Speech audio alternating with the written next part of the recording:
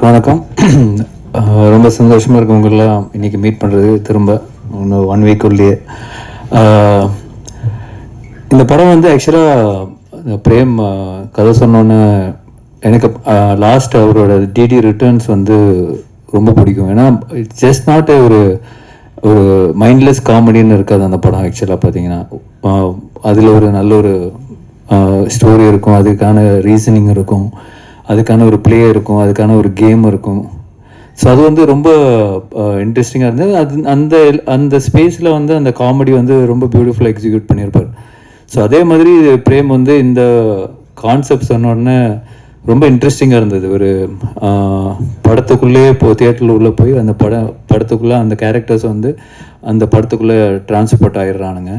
So அது வந்து ரொம்ப ஒரு நாவல் ஐடியா, ஒரு இன்ட்ரெஸ்டிங்கான ஐடியா. இதில் எப்படி ஒரு காமெடியும் சரி, அதில் ஹாரர் எலிமெண்ட் எப்படி கொண்டு வர போகிறாருன்னு ரொம்ப ஆர்வமாக இருந்தேன். பட் அந்த லைன் ஐடியா சொன்னதுக்கப்புறம் நான் அவர்கிட்ட சொன்னது, நீ கரெக்டாக பண்ணிட்டேன்னா இது சூப்பராக இருக்கும் ஆஸ் எ ஃபில்ம் அப்படின்னு. ஸோ கம்ப்ளீட்டாக பண்ணி முடித்த உடனே really like it's. Santhanam sir கேட்ட உடனே அவருக்கும் ரொம்ப பிடிச்சிருந்தது.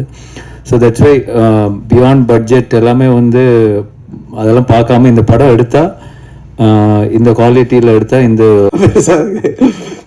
ஸோ கண்டிப்பாக வாங்க. நீங்கள் 2 நாள் கழித்து அந்த 15th ஈவினிங் டெஃபினட்டாக என்ஜாய் பண்ணுவீங்க. ஒரு 2 மணி நேரம்.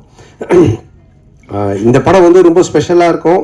என்னென்னா என்னுடைய படங்கள் நான் வந்து காமெடினா பண்ணும்பொழுது ஆர்யா எனக்கு ஃபோன் பண்ணி, எப்பவுமே நாங்கள் ரெகுலராக பேசிக்கிட்டே இருப்போம். ஆர்யா வந்துட்டு, ஏன் மச்சான் நீ காமெடி பண்ணும்பொழுது ஒரு ஜாலியாக இருப்ப, பயங்கரமாக நல்லா பண்ணுவே, ஏன் இப்போ ஹீரோவானதுக்கப்புறம் பயங்கர அந்த ஃப்ளோ இல்லையே அப்படின்னு கேட்டால், இல்லை மச்சான் நிறைய கமிட்மெண்ட்டு, நிறைய விஷயங்கள், இந்த படம் பண்ணுறது, அடுத்த படத்துக்கு ஒன்று இது பண்ணுறது, இதுக்கு நடுவில் யாராவது ஒருத்தங்க அட்வான்ஸ் எடுத்துகிட்டு வந்துடுறாங்க, அது கதை கூட சரியாக கேட்க முடியாமல் டக்குன்னு ஏதோ ஒரு கமிட்மெண்ட் ஆயிரும் அப்படின்னு.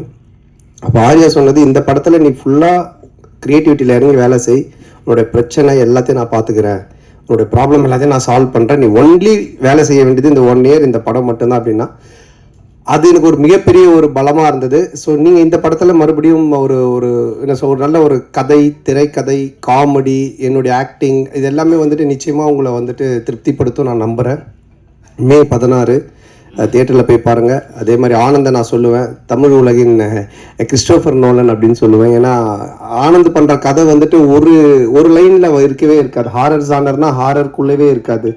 டிடி ரிட்டர்ன்ஸ் நீங்கள் பார்த்தீங்கன்னா ஏற்கனவே நான் சொன்னேன், அது மாதிரி அதில் வந்து கேம் இருக்கும், அதில் ஒரு காசு காணாமல் போய்டும், அதில் ஒரு த்ரில்லர் இருக்கும், அதுக்கப்புறம் பார்த்தீங்கன்னா ஹாரருக்குள்ளே ஒரு அட்வென்ச்சர் இருக்கும். ஸோ இப்படி எல்லா லேயரையுமே வச்சு ஆனால் ரொம்ப அழகாக